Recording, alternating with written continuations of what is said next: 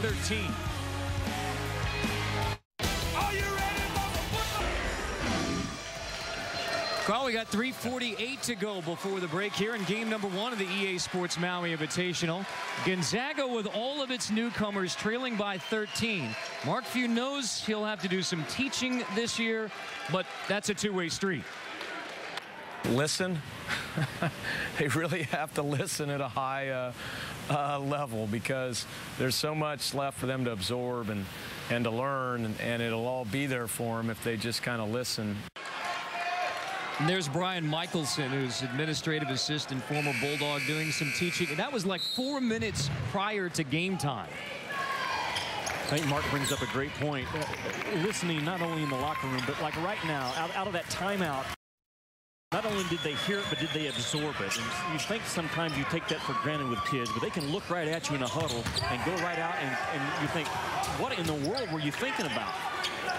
So it's all those things that coaches work through in November. Who listens? Who absorbs it? Who can execute it? Boom. Right there's what they talked about in the timeout. Get the ball to Sacre.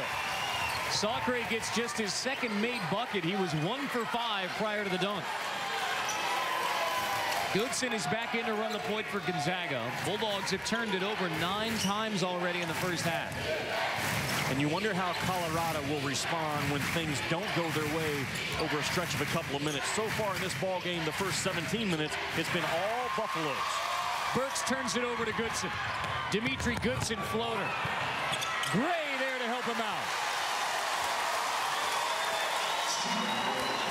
Stephen Gray has 12 of Gonzaga's 27. Gonzaga comes out and delivers a couple of blows to the chin of Colorado.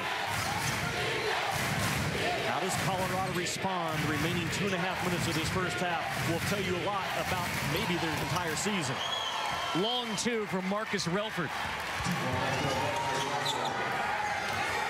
Gonzaga wants to push it. Gray floater, no. Second chance, he's fouled.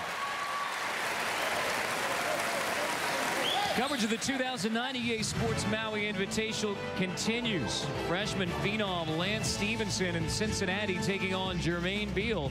And now 24th ranked Vanderbilt. All part of Feast Week presented by Lowe's from the Lahaina Civic Center on Maui.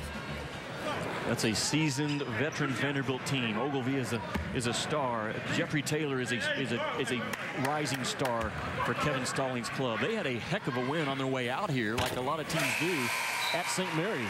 One of those late games that maybe a lot of people don't realize. Vanderbilt went in there and won, and Jeffrey Taylor put on a show.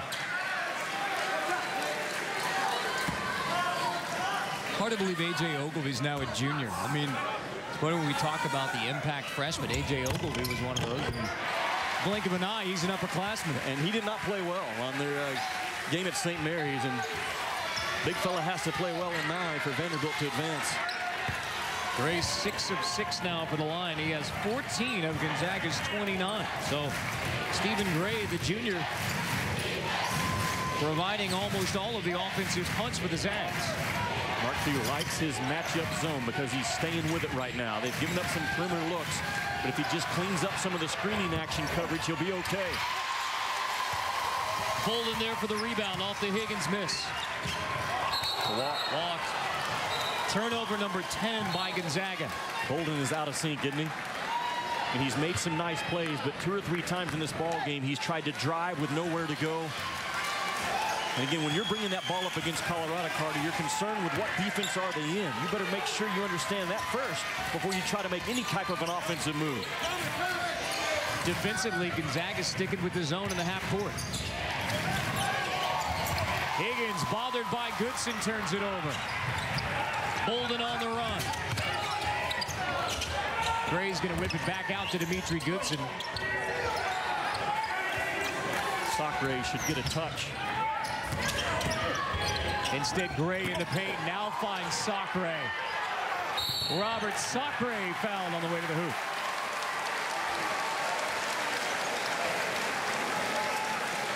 So far, through my eyes, he's the one guy Colorado doesn't have an answer for. Because at the very least, he's gotten himself to the free throw stripe at 7 feet, 250 pounds. And what I like about Sacre early, he's getting about 28% of his points on the year from the free throw line. I love guys on scholarship at the Division I level as a big that are grading out about 30 to 32% of their points from the stripe.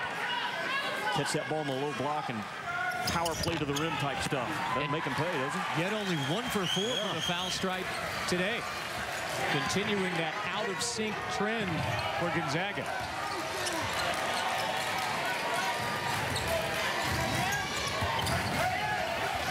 Colorado's led by as many as 15. Gonzaga went 5 minutes without scoring in this first half. Colorado's best offense is when all 5 guys are facing the basket on the perimeter. Dwight Thorne misses the 3. Heady play by Higgins, nearly drawing the charge on Goodson. Into Sacre again on the post, off the double. Whip it back out to Bolden.